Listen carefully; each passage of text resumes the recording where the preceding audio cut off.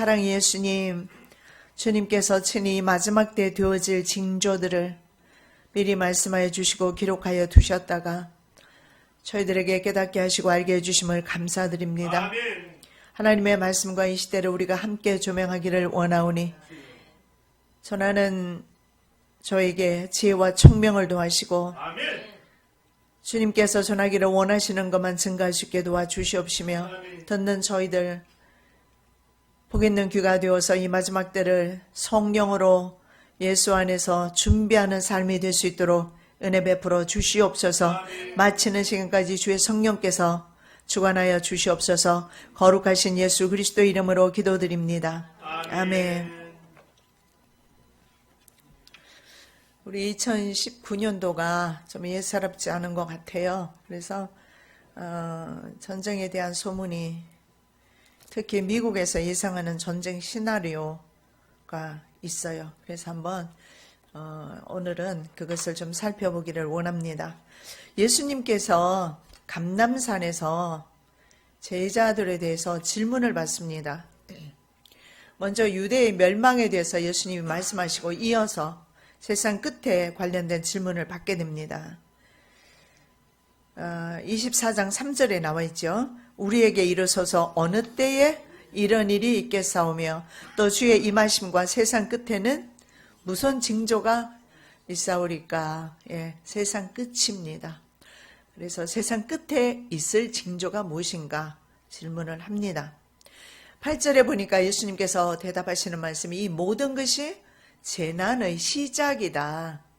세상 끝은 아니지만 재난의 시작 단계에서 어떤 일이 일어나고 있는지 말씀하고 있는 것입니다. 계시록 6장에 보면 적그리스도의 등장, 흰 말이 나오고 그리고 이어서 붉은 말이 나오면서 전쟁, 그리고 검은색 말, 기근, 청황색 말, 사망, 전쟁과 기근으로 인해서 사망하는 그런 일들이 일어납니다. 그래서 이러한 일들의 소문을 너희들이 듣게 될 것이다. 근데 먼저 거짓 선지자가 많이 일어나서 자신을 그리스도라고 말한다고 합니다. 4절에서 5절 예수께서 대답하여 가라사대 너희가 사람의 미혹을 받지 않도록 주의하라. 많은 사람이 내 이름으로 와서 이르되 나는 그리스도라 하여 많은 사람을 미혹해 하리라. 그래서 이 미혹하는 것은 가짜 선지자가 많이 일어나는 것은 이건 지금 현재 전 세계적으로 일어나고 있는 것입니다. 그래서 마지막 성도들에게 하나님께서 주셔야 하는 것이 바로 분별력입니다. 더군다나 유튜브에서 영상이 쏟아져 나오고 있습니다. 마지막 때 관련 영상을 비롯해서 수많은 목사님들의 설교와 그리고 수많은 종류의 그런 영상들이 본물처럼 쏟아져 나오기 때문에 우리가 무분별하게 받아들이게 되면 그 중에 거짓 선지자의 영상도 굉장히 많이 있다는 사실은 알아야 합니다. 무작위로 지금 쏟아져 나오고 있습니다. 그래서 할 수 있으면 저는 권합니다. 그런 영상을 듣지 마시고 하나님의 기록된 말씀, 그 말씀 붙잡고 올해는 여러분이 승리하셨으면 좋겠어요. 아멘.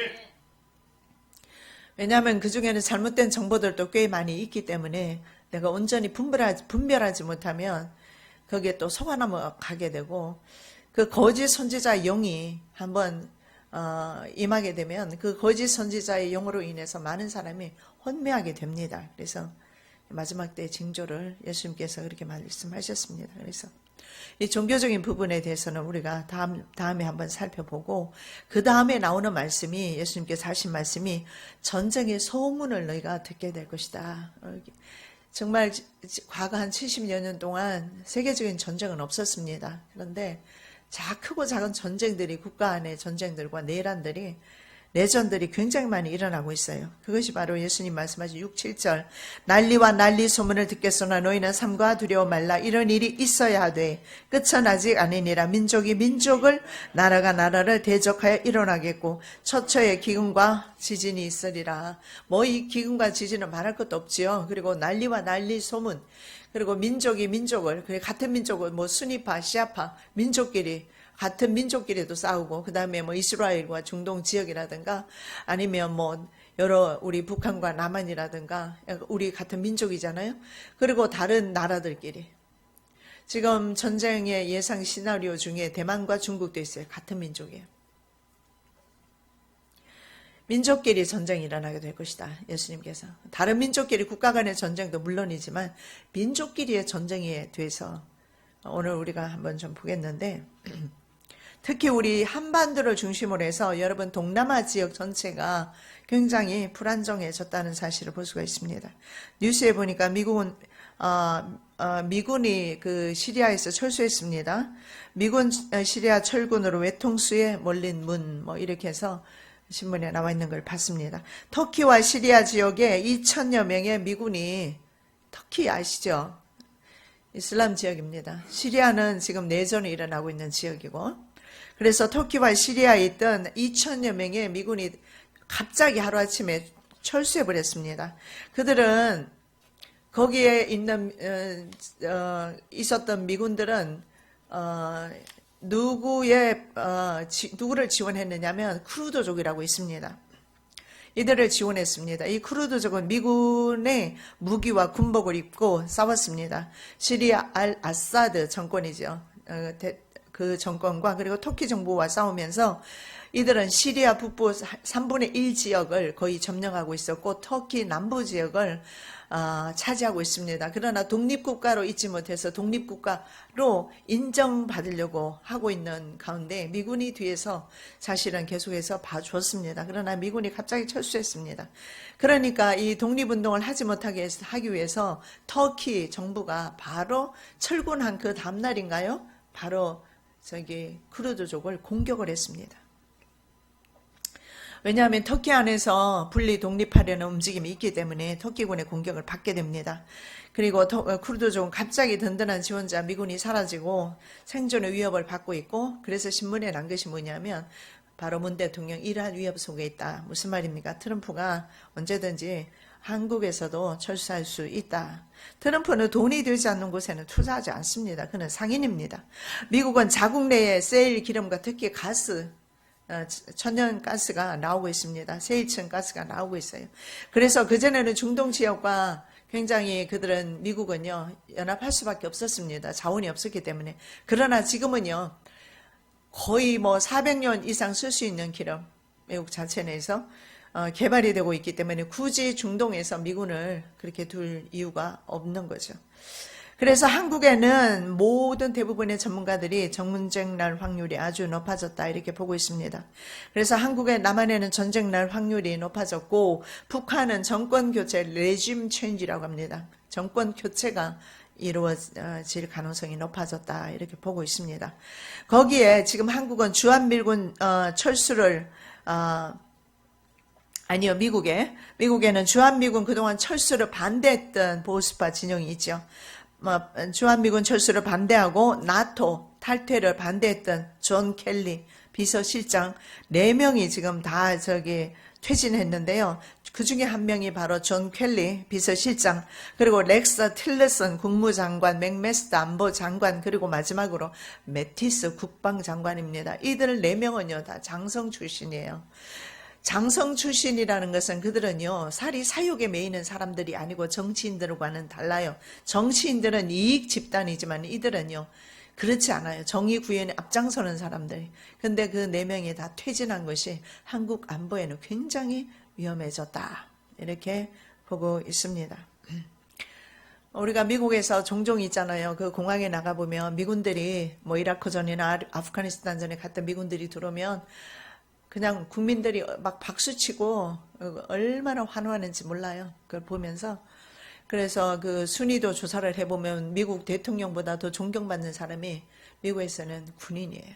그 정도로 군인은 자기의 소신을 따라서 정치를 하지만 더 이상 이제는 정치인 군인들이 4명이 퇴진하면서 원로죠.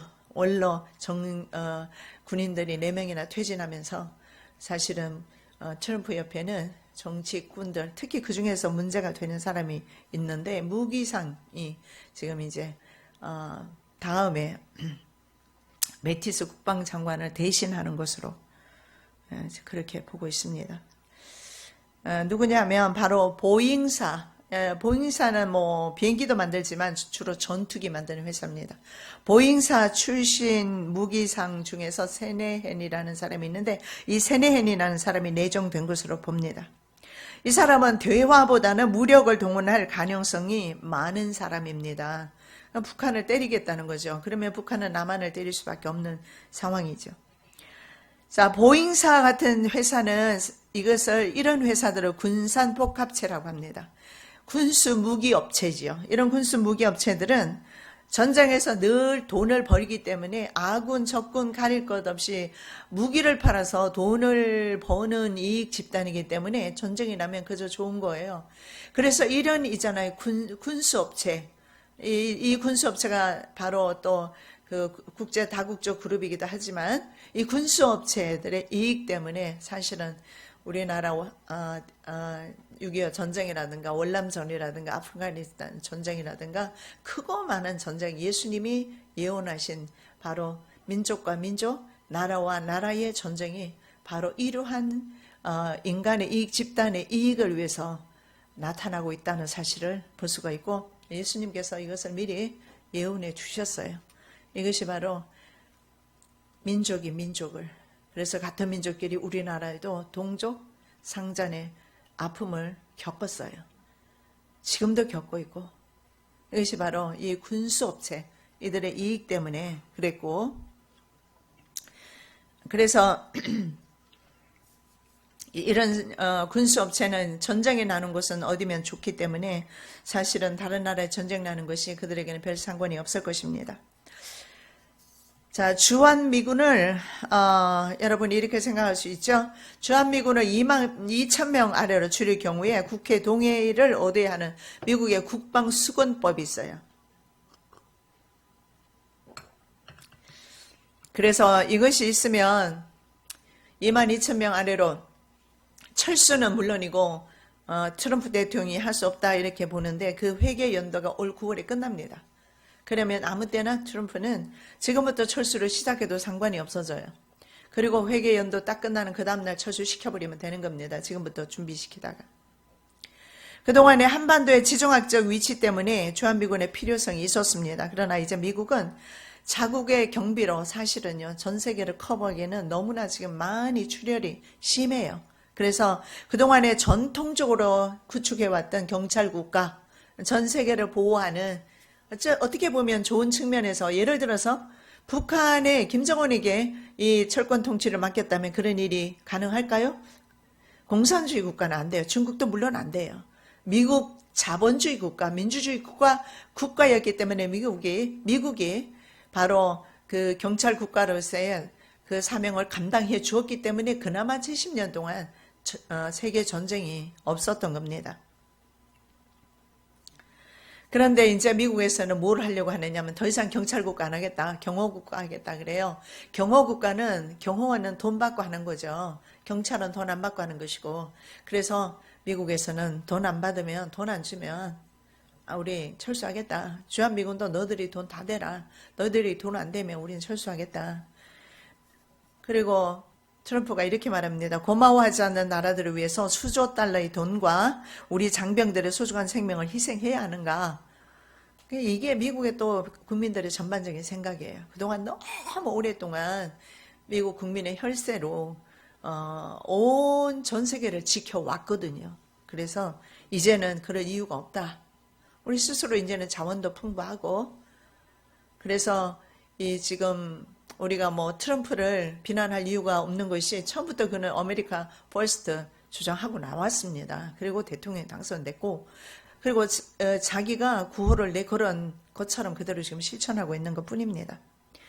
아시겠지만 상인들은 이익이 남지 않는 곳에는 절대 투자하는 법이 없습니다. 트럼프는 그래서 그 어떤 것보다 돈과 경제를 가장 우선순위에 둔다는 사실입니다. 그래서 우리나라의 방위 분담금을 2배, 그 2배가 되면 2조 원이 됩니다. 다 대라는 거예요. 한국 정부는 이를 거절했습니다. 그 다음에는 뭐 어떻게 될지는 모르죠. 세계 역사 가운데 한 번도 아까 말씀드린 대로 70년 동안 이렇게 평화적으로 민주주의 국가 안에서 평화가 유지된 적이 없었습니다. 그것은 그동안에 미국이 경찰 국가를 잘 해왔다. 그래서 어떤 그 정치학자들은 그렇게 말합니다. 바로 정원사, 전 세계를 잘 이렇게 돌보는 일을 했다는 거죠. 미국이 정원사 노릇을 했다. 그런데 이제 미국은 이제 세계를 지치는 것에 지쳤다. 더 이상 돈 받지 않고는 하지 않겠다고 하고 있습니다. 자, 다니엘서의 제국들을 보면 제국의 특성이요. 약소 국가들과 백성들의 폭정과 억압으로 다스렸던 것을 볼 수가 있습니다. 그래서 국제 정치학에서는 이 정치 세계를 정글로 본다고 전에도 한번 말씀드렸죠. 정글의 사자가 바로 사자입니다. 그런데 얼마나 정확하게 다니엘이 잘 표현하고 있잖아요. 바로 바벨론을 사자로 본 것입니다. 그리고 곰이라든가 표범이라든가 일곱머리 열불 짐승으로 다니엘은 그렇게 표현하고 있습니다. 그래서 현재 다니엘 역시 국제 정치를 정글에서 짐승 제국들이 서로 각축전하고 있는 것을 표현해 놓고 있습니다. 그래서 이것이 바로 서로 약육강식하고 있는 것입니다. 자, 특히 냉전 중이던 소련 연방이 붕괴를 하기 시작합니다. 그것이 1989년 1월부터 시작해서 1991년 12월까지요. 만 3년을 정확하게 붕괴됩니다. 어쩌면 이것도 글로벌리스트들의 계획 가운데 하나였을 것입니다. 어쨌든 스스로 크렘린 궁에서 소련기를 내림으로써 그 누구였죠? 갑자기 생각이 안 나요. 그러면서 소련이 스스로 해체를 선언을 했던 것입니다. 그렇게 되면서 많은 그 당시에 그 국가들, 러시아 연방들이 분리 독립을 하게 됩니다. 그러면서 미국은 독자적으로 소련이 붕괴되면서 이제 미국은 그때부터 독자적으로 누구도 미국의 편에 설 수가 없을 미국과 맞상대할 수 없을 정도로 미소 냉전은 끝나버렸지 않습니까? 미소 냉전 끝나고 1989년부터 1991년까지 소련 연방이 다 무너지면서 그 어떤 누구도 미국에 감히 대적할 수 있는 그런 상대할 수 있는 위치에 있었던 나라가 없었습니다. 그러면서 미국은요 독자적으로 이제 전 세계를 그야말로 보살피기를 시작했는데 어느 정도 쏟아부었느냐면 그동안에 전체 해외 주둔 미군이 135개국입니다. 이거 상당합니다. 우리나라만 있는 게 아니에요. 그리고 820개 부대에 20만 5,118명이 나가 있었어요. 그걸 누가 부담을 했을까요? 미국 국민이요. 지칠 법도 한 것입니다. 근데 문제는 한국에서는 계속 국민의 반미 감정, 매일같이 미 대사관 앞에서 성조기 불태우고 데모하고 미국에서 다 보고 알고 있는 것들입니다. 그리고 한국 정부에서는 종전선언을 했습니다. 종전선언을 하게 되면 어떤 일이 일어나? 우리는 종전선언이 안 돼요. 우리는 지금 대결 상태로 있는 거예요. 그래서 유엔사가 들어와 있을 수가 있고 미군이 들어갈 수 있는 거예요. 종전선언이 되면 미군이 가야 되고 유엔사도 또 나가야 돼요. 그래서 한국 정부가 종전선언했죠. 또 전작권 전환하라고 그래요. 그게 뭡니까? 사령관을 바로 그 미군이 가지고 있는데 한국 사령관으로 돌리라는 겁니다. 너희들은 나가라는 거죠. 자, 이런 상황에서 시리아에서 미국이 완전히 돌아서 버렸습니다. 한국은 온전할까? 현재 미국의 정계 분위기는 어떠하냐? 정상회담 부정론이 굉장히 팽배합니다. 전체적으로 북한의 비핵화에 대해서 비관적입니다. 대화는 끝났습니다. 그들의 생각이 그래요. 대결로 간다. 북폭해야 된다. 쌍코피 작전. 이게 쌍코피 서로 터뜨리고 터지는 거잖아요. 쌍코피 작전. 그리고 정권 교체, 레짐 체인지입니다. 등의 미국의 군사 옵션이 가동될 수 있다라고 내다보고 있습니다. 자, 그래서 미국의 입장은 북한의 정권 교체를 통해서라도 북핵은 반드시 폐기해야 된다. 왜냐하면 여러분이 핵을 다 가지고 있다고 해서 북한과 같지는 않아요. 핵을 가지고 있는 나라들이 다 민주주의 체제 안에서 안정된 나라들입니다. 그래서 강대강이라고 핵을 가진 나라가 핵 가진 나라하고 전쟁 못해요. 왜 못하느냐? 같이 죽으니까. 이게 쌍코피 터져요. 그래서 전쟁을 안 해요. 그런데 김정은은 그렇지가 않다는 거죠. 핵을 가지고 있으면 굉장히 이건. 그래서 정글의 사자가 누가 되느냐. 이건 심각한 문제입니다. 민주정권에서 나오느냐, 공산 정권에서 나오느냐, 중국에서 마지막 남은 곳이 중국과 북한 정권 아닙니까? 안 된다는 거죠. 왜냐하면 지금 지난번에 그 미국 부통령의 연설을 봐도 그 내용이 뭐였어요? 중국이 민주화로 갈 줄 알고 경제 지원을 계속 해주었는데 더 공산화로 갔고 국민들을 탄압하고 있다. 그리고 국민들을 감시 감독하고 있다. 지난번에 그랬잖아요. 그래서 안 됩니다. 이런 공산주의 국가는 계속해서 이제 더 공산화되면서 전 세계를 장악하려는 그런 야욕을 가지고 있죠. 그래서 전쟁의 가능성이 있다는 겁니다. 자, 김정은의 10년사도 한번 다는 볼 수는 없고 잠깐 보면 이런 내용이 있어요. 더 이상 핵무기를 생산, 시험, 사용, 전파하지 않을 것이다. 말은 그렇게 하는데 문제는요. 북한의 비핵화, 북한 비핵화가 들어가야 되는데 그거 뺐습니다. 빼고 핵 군축을 언급합니다. 핵 군축이 뭔지 아시죠? 핵 군축은 파키스탄 같은 나라가 그랬는데요. 이미 핵을 만들었을 때는요. 더 이상 생산은 하지 않는다. 그러나 핵은 보존하는 것을 핵 군축이라고 합니다. 핵 군축 가지고 있는 거예요. 핵을. 그래서 여러분 누구에게 칼을 맡기느냐에 따라서 칼의 용도가 틀려지잖아요. 주부가 칼 가진다고 해서 다 위험합니까? 강도가 칼 들였을 때는 위험하잖아요. 똑같아요. 북한이 칼을 가지고 있는데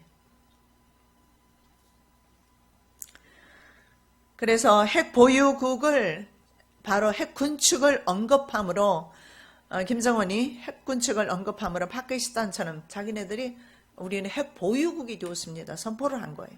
그래서 비핵화란 말이 자체가 없습니다. 그리고 북한이 핵을 만드는지 만들지 않는지는 뭐 예를 들어서 국제 원자력 기구에 사찰을 받아야 되는데 사찰을 못하게 해요. 전혀 못하게 합니다. 그리고 실제로 계속해서 만들 이유가 없는 것이 이미 그들은 핵을 만들 수 있는 물질을 다 만들어 놓고 가지고 있는데 언제든지 그건 만들어낼 수가 있어요. 그리고 지금 이미 가지고 있는 것이 한 100개 정도 가지고 있어요. 그러면 얼마든지 이것 가지고도 북한은요, 핵을 빼앗기지 않는다면은 강대국가, 좀 견줄 수가 있어요. 여러분 참 이거 신기하잖아요. 우리 남한은 그동안 미국이 하라는 대로 해왔어요. 핵 만들어 보려고 하니까 박정희 암살당하고, 그리고 핵우산 써라. 그래서 핵우산 쓰고 있고 남한은 시키는 대로 하는데 지금 북한은요 어떻게 하고 있어요? 세계 강대국 미국과 지금 맞짱 뜨고 있잖아요. 이유가 뭡니까? 경제력은 전 세계에서 꼴찌인데 국민의 삶도 마찬가지예요. 모든 것으로 봤을 때 전 세계에서 GDP는 말할 것도 없고 모든 것이 전 세계에서 꼴찌인데 어떻게 꼴찌 나라가 제일 전 세계에서 강대한 미국과 맞짱 뜨고 있느냐고요. 그것은 핵을 가지고 있어서 그래요. 핵.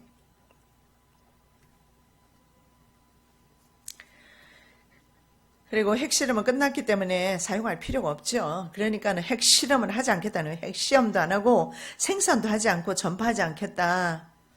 그러나 핵은 계속해서 생산하는 것이 지금 증거가 나오고 있어요. 핵을 가진 국가가 핵을 포기하는 경우는 전혀 없었어요. 딱 한 나라가 지구상에 있었다고 합니다. 남아공이 핵을 가지고 있었는데 포기한 적이 있었어요.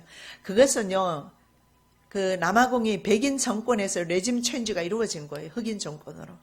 그래서 흑인 정권이 이루어지면서 핵 사찰을 받아들이고 핵을 만들던 거 다 폐기를 했어요. 그 외에는요, 핵 가진 국가는 절대 핵을 놓지 않아요.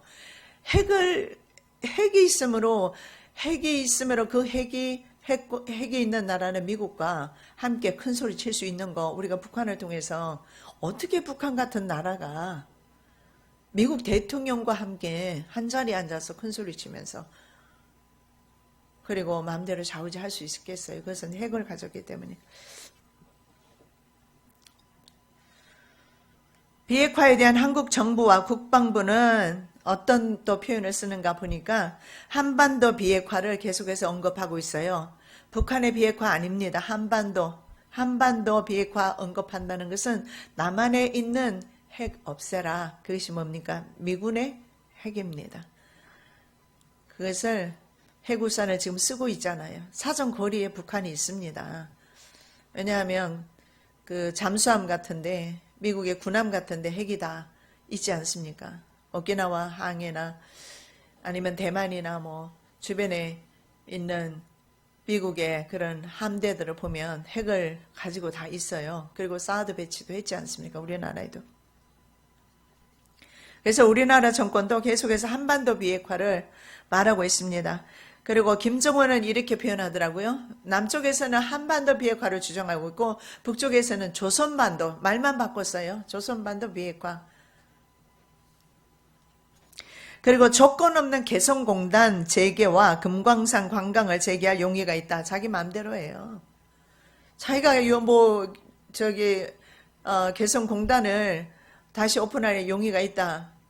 근데 남한에선 보낼 수가 없어요. 마음은 굴뚝 같아요. 우리 정부가 정말 보내주고 싶어요.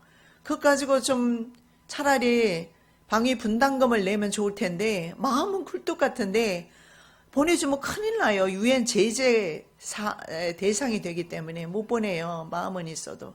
차마 그나마 다행입니다. 그리고 뭐 철도 그 착공식을 왜 합니까? 그 철도 착공식 하는 데만 들어간 돈이 1억인가 얼마 들어갔다는데. 그러니까 착공식만 하고 더 이상 전개가 안 되니까요. 김정은이가 그 북한에서 신문이 엄청나게 욕을 많이 했어요. 입에 담을 수 없는 욕을 했더라고요. 미친 뭐 어쩌고 저쩌고 졸지에 한국 정부를 미친 뭘 해로 몰아갔어요. 미친 정부로. 왜냐하면 착공식만 하고 더 이상 있잖아요. 정교는 못해. 왜냐하면 착공식까지는 인정을 해줬어요. 제재에서 제외시켰어요. 더 이상은 진척을 할 수가 없기 때문에. 그리고 미국 제재 각오하고 이제 경협 착수하겠다고 지금 말하고 있는 것입니다. 근데 뭐 남쪽을 그렇게 믿고서 그렇게 하겠죠.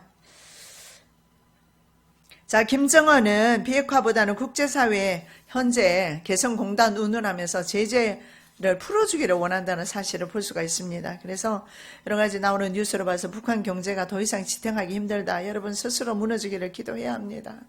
모래 위의 성은 무너져야 하는데 핵이 문제잖아요.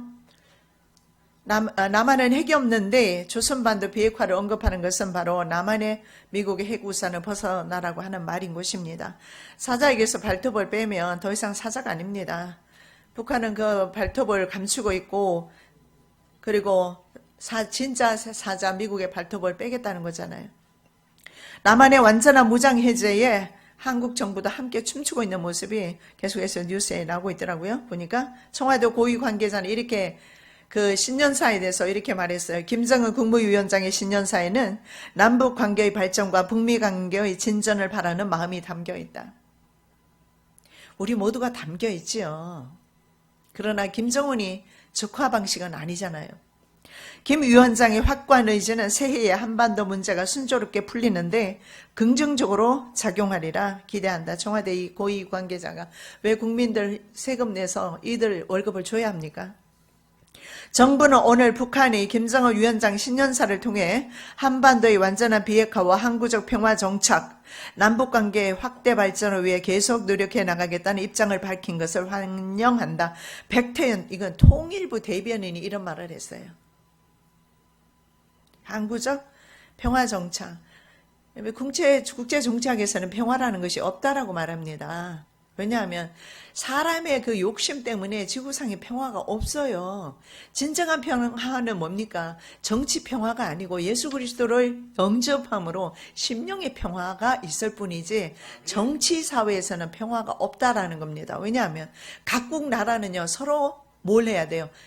잡아먹지 않으면 잡아먹히기 때문에 그래서 항상 이 평화의 시기가 없었다는 거예요. 이것이 우리가 다니엘서에서도 계속 보고 있는 내용입니다. 한 나라가 멸망하게 되면 그 나라, 다른 나라가 나오고 그 나라가 새로 발흥하지만 그러나 좀 있다 보면 또 다른 나라가 나오는 것을 보게 됩니다. 자, 미국은 이 나라 대통령을 어떻게 보느냐 하면 간첩으로 보고 있어요. 문재인은 간첩일지 모른다. 간첩이든 아니든 간첩으로 취급해야 한다. 문재인은 자유민주주의 대한민국을 전복시키고 있다. 문재인은 위험하다. 평양을 위해 일한다. 자신이 속한 사회, 자신의 국가를 전복시키고 있다. 이 사람이 고든창 변호사, 미국 우파 성향의 시사 평론가이면서 변호사인데 동아시아 전문가로 트럼프 행정부에서 자문 역할을 했던 사람이잖아요. 이분이 그렇게 말하기는 이것이 바로 미국 사람들의 사상과 생각을 대변하고 있습니다. 자, 김정은은 계속해서 이렇게 말해요. 공화국에 대한 제재와 압박으로 나간다면 새로운 길을 모색하지 않을 수 없게 될 수 있다. 미국이 약속을 안 지키면 부득불 새로운 길을 모색할 것이다. 인민의 인내심을 오판하지 말라. 사회주의 자립경제를 보여주겠다. 남한을 공격하거나 둘 중에 하나입니다. 핵실험을 다시 한번 전개하겠다. 핵은 절대 놓치지 않겠다는 겁니다. 이건 처음부터 제가 드렸던 말씀이에요. 북한이 핵을 포기한다는 것은 북한 체제 자체를 포기하는 거거든요. 포기 안 한다. 3대 동안 그들이 했던 것은 국민들은 굶어 죽어나가도 핵은 만들어야 했습니다. 그런데 핵을 버리겠습니까? 트럼프의 요구를 받아들여서 하려는 노력이 없습니다. 태영호 공사는 이렇게 말해요. 진실의 거울이 다가오고 있다. 시간에 쫓기는 것은 김정은이다. 왜냐하면 계속해서 경제가 북한에 너무 나빠요. 계속해서 탈출하는 사람이 너무 많아요. 외교관이 얼마 전에 탈출을 했잖아요. 들리는 말에 의하면 한국에서 적극적으로 받아주지 않았다라는 말도 있는 것 같아요. 왜냐하면 지금 남북 분위기를 상이 한국에서 받아주게 되면 북한에서 진노할까봐 김정은 씨께서.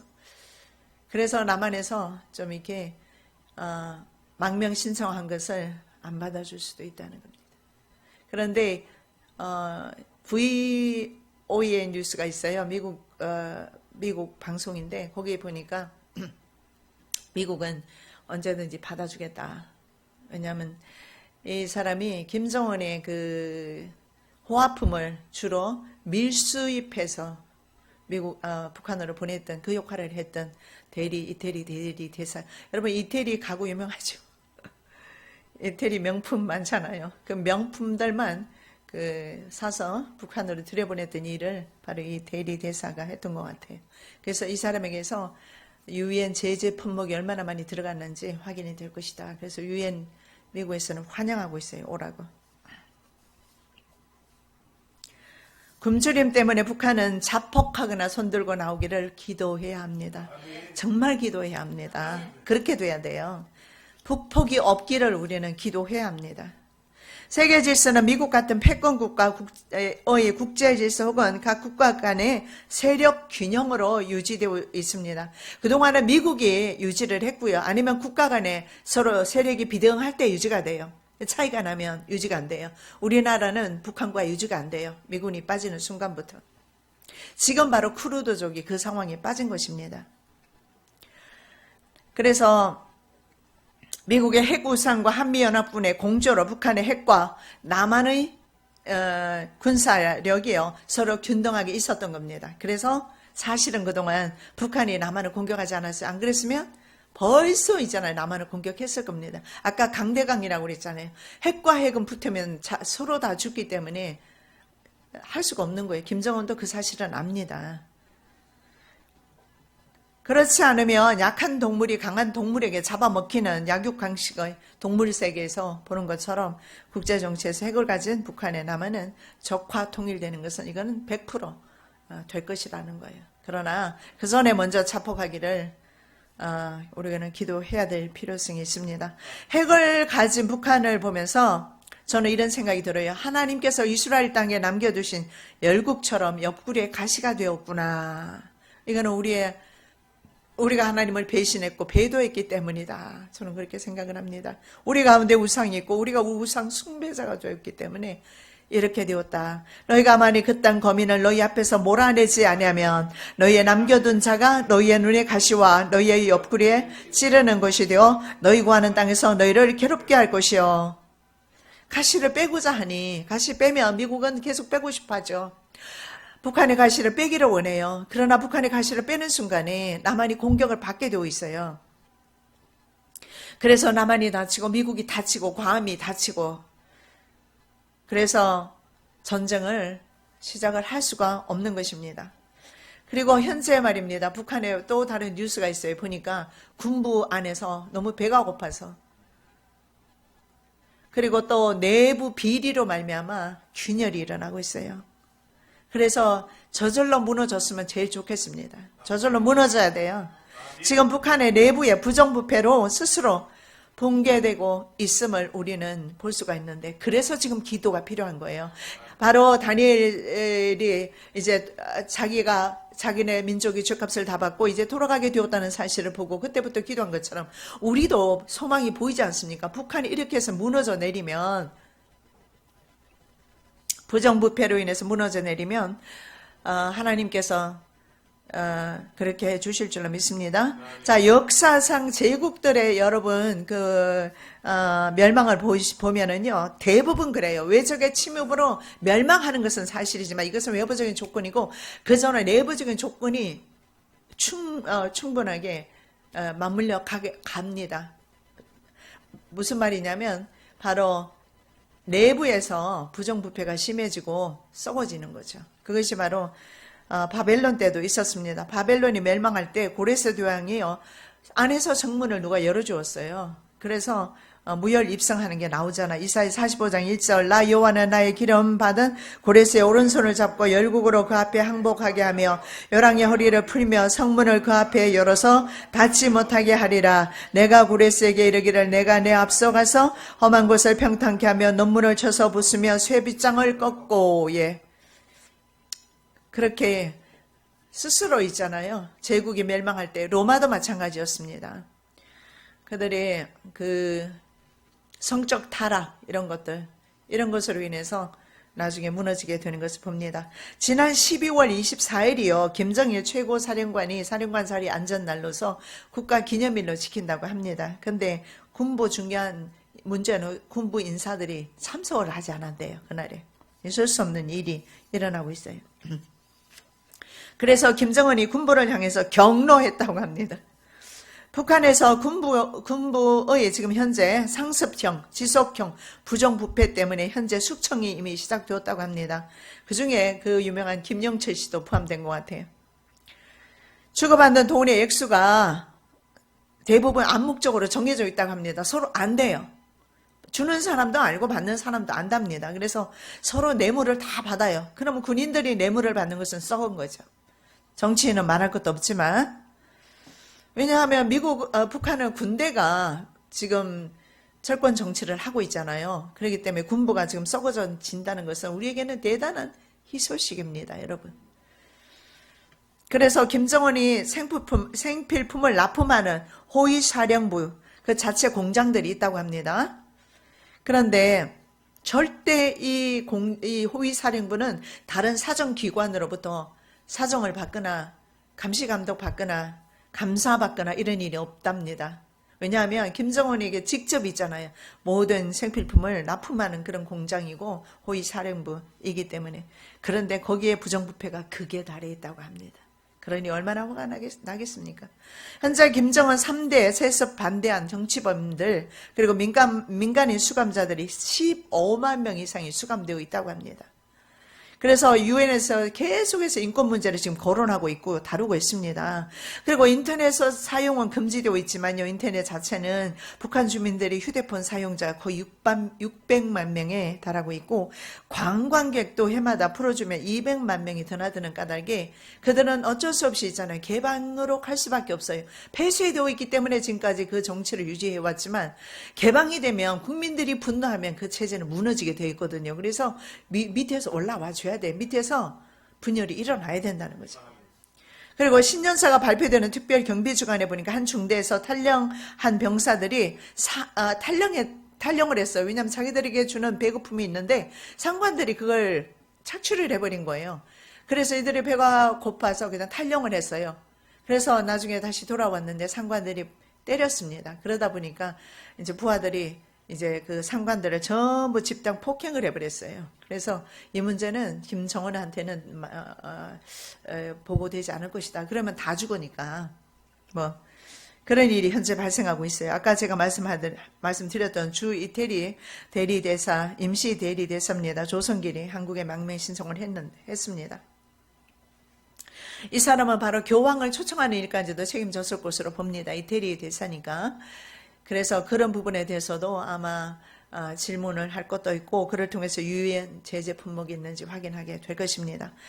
자, 지난 12월 31일 미국 공군 전략 사령부 트위터에 이렇게 나와 있어요. 타임스퀘어에서는 전통적으로 새 행사로 큰 공을 떨어뜨리는 행사가 있다고 합니다.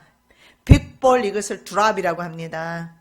그런데 그 트위터에 이렇게 나와 있어요.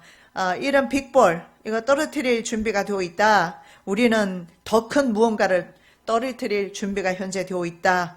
끝까지 지켜보라.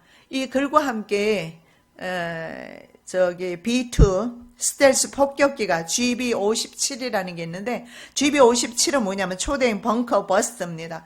벙커 버스터는 지하를 관통하는 폭탄이에요. 그래서 이것이 우리가 영상 보기 전에 공중 급유를 받으면서 폭탄 2발을 산에다가 내리꽂는 영상을 보여주고 있습니다. 이것이 미국의 공군 전략사령부에 이것은 바로 김정은에게 보내는 메시지다. 그렇게 저분은 말씀합니다. 한번 보시겠습니다. 이것은 지하는 60m까지 갈 수 있고 지층은 200m까지 관통할 수 있답니다. 스텔스기에 대해서 말하고 있어요.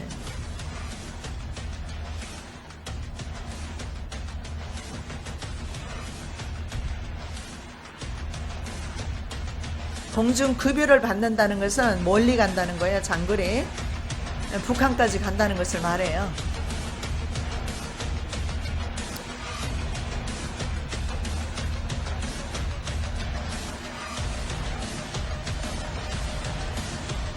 네, 2발 떨어뜨렸어요.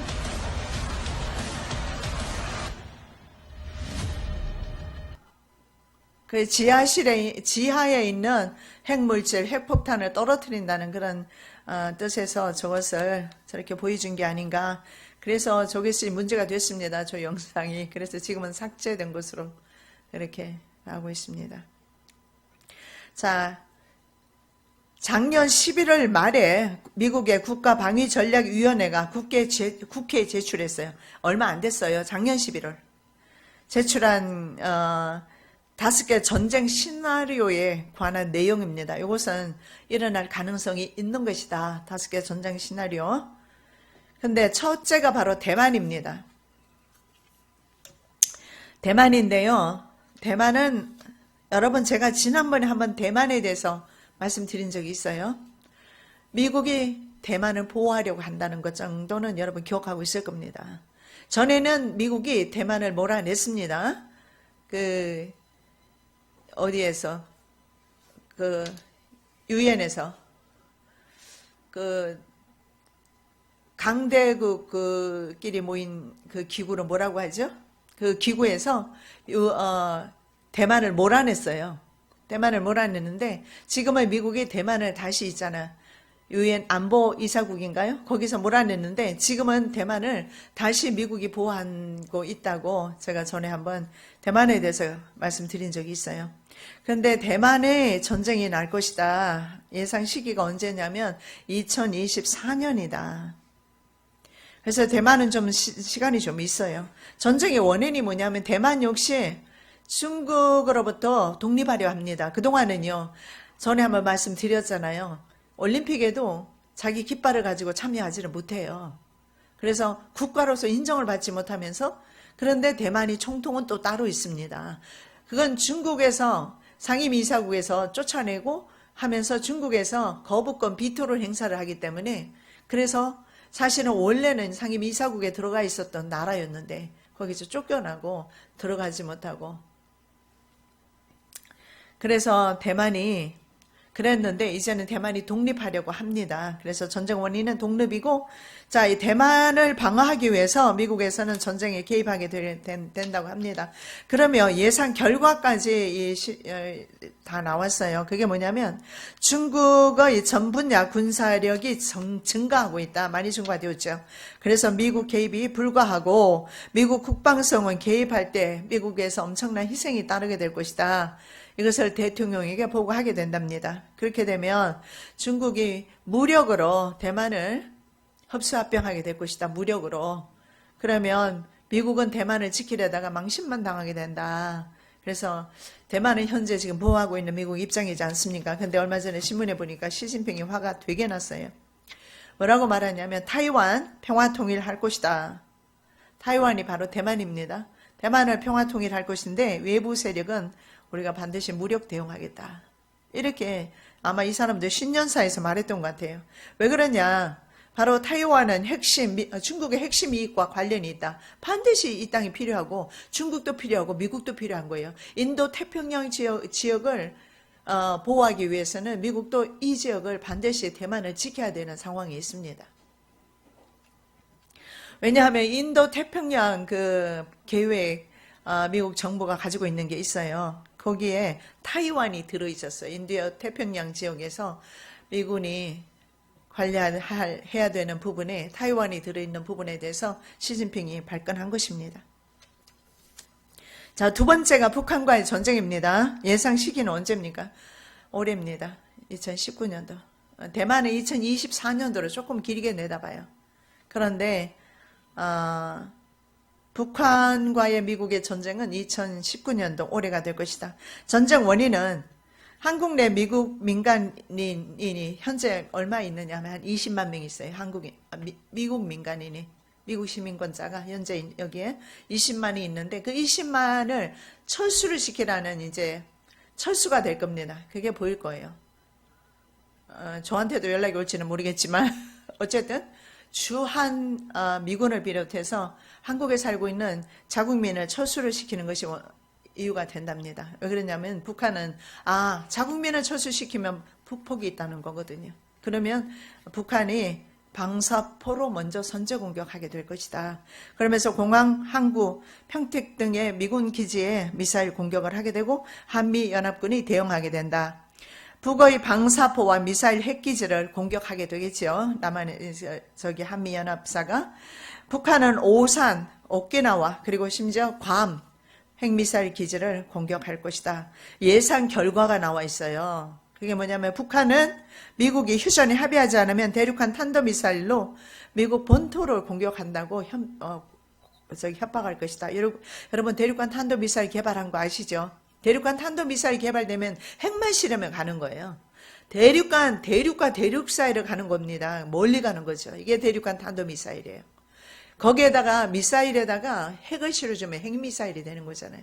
그래서 그 본토를 그렇게 본토로 날아가게 될 것이다. 그걸 지금 말하고 있어요. 그래서 미국은 한국을 방해할 수가 없다. 왜냐하면 본토를 보호해야 되니까. 이건 당연하지 않겠어요? 자국을 보호하기 위해서. 그래서 미국은 한국을 포기해야 된다. 이렇게 지금 그 시뮬레이션 해본 결과 그렇게 나오고 있어요. 그 다음에 세 번째가 러시아와의 전쟁이 있습니다. 예상 시기는 2019년, 그리고 역시 올해입니다.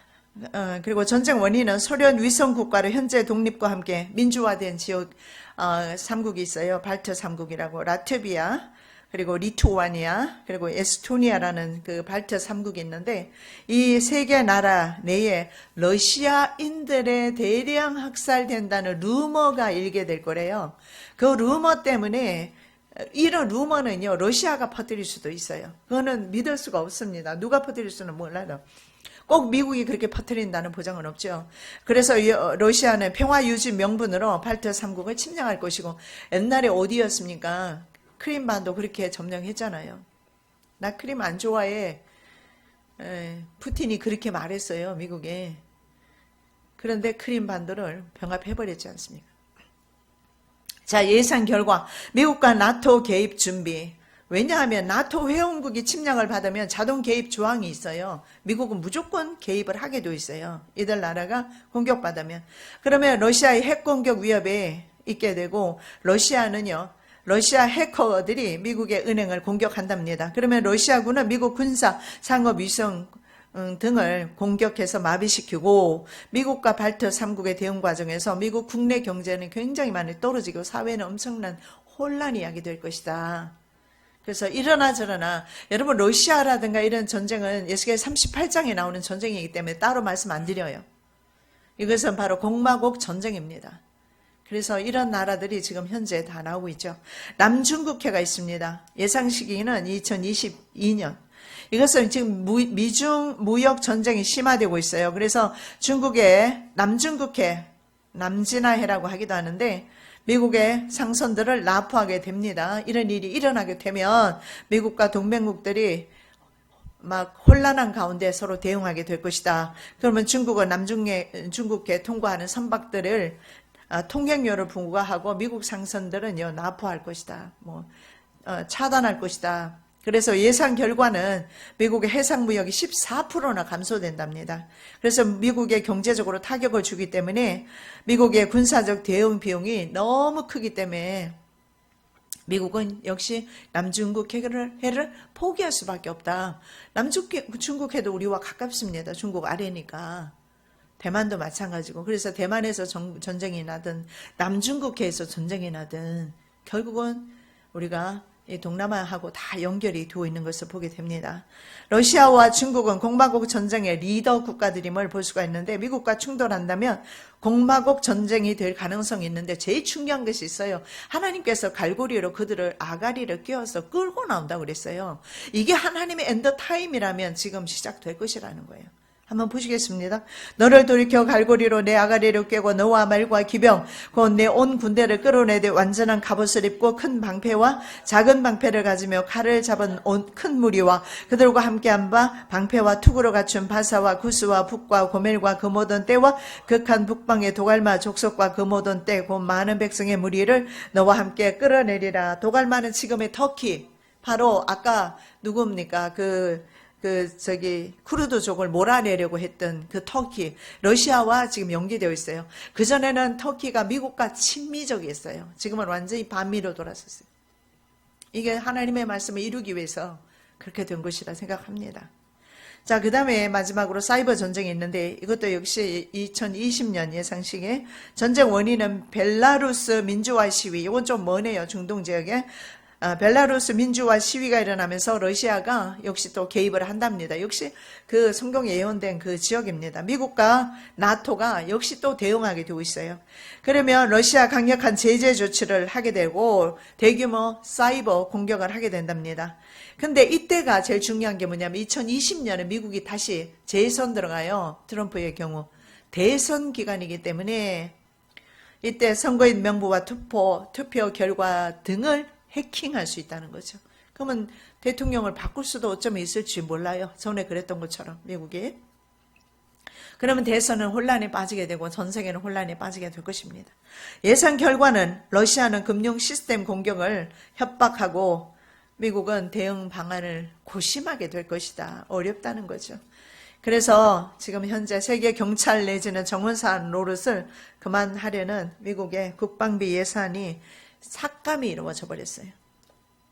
그래서 그 삭감을 통해서 실제로 이제는 더 이상 경찰 노릇 하지 않겠다는 것이 삭감에 나와 있어요. 2018년에 미국의 국방비가 7,160억 달러였습니다. 그런데 2019년도에 국방비 예산이요 7,000억으로 내려갑니다. 이것은 6.25 전쟁 이후에 최저라고 합니다. 미국은 예상되는 이런 전쟁들을 다 수행할 능력이 없다. 이런 결론을 지금 전쟁 시나리오, 5개 전쟁 시나리오에서 말해주고 있어요. 그래서 미국은 정말 미국이 꼭 필요한 전쟁에만 참여해야 될 것이다 하는 결론을 내린다는 거예요. 그 참전해야 해야 된다면 우리는 한반도가 되기를 기도해야 될 것이며, 그리고 북한에 우리나라가 좀 방위 분담금 너무 그까지고 차라리 저는 그런 생각이 들어요. 북한에 퍼주게 하는 거 그 대신에 방위 분담금. 한국은 그동안 46% 9,300억 원 냈어요. 46% 정도. 그러니까 미국이 더 내고 있었던 거죠. 다 내라고 하는 것입니다. 여러분 정말 기가 막힌 상황, 정말 기가 막힌 그 예레미야 선지자가 눈물로 기도했던 것처럼 정말 이제는 우리의 눈이 주님만을 바라볼 때입니다. 주님을 바라보시기 바랍니다. 종의 눈이 그 상전의 손을, 여종의 눈이 그 주모의 손을 바람같이 우리 눈이 여호와 우리 하나님을 바라며 우리를 긍휼히 여기시기를 기다리나이다. 어쩌면 저와 여러분이 해야 될 기도인 것 같습니다. 종의 눈이 그 상전의 손을 바라고 여종의 손이 그 주모의 손을 바라고 있는 것처럼 우리의 눈이 하나님만을 바라고 걸어갈 때 2019년도입니다. 사랑 예수님 감사합니다. 이러한 어려운 환경 가운데서도 주님은 말씀을 통해서 저희들에게 미리 계시하여 주셔서 성령으로 준비케 하시고 기도로 준비하게 하심을 감사합니다. 저희들에게 기도할 수 있는 능력을 도와주셔서 이 민족을 위해서 기도하게 도와주시옵시고 하나님께서 이 땅 지켜주셔서 북한이 스스로 자멸할 수 있도록 도와주시옵소서. 돌아갈 때도 저희들 함께하여 주시옵시고 일주일 동안 살아갈 때에 세상에 속하여 살지 않게 도와주시옵시고 죄 짓지 않게 도와주시옵시고 원수마귀의 종노릇 하거나 도운의 종노릇 하지 않게 도와주시고 믿음으로 승리할 수 있는 한 주간 될 수 있도록 은혜 부어 기름 부어 주시옵소서. 거룩하신 예수 그리스도의 이름으로 기도드립니다. 아멘.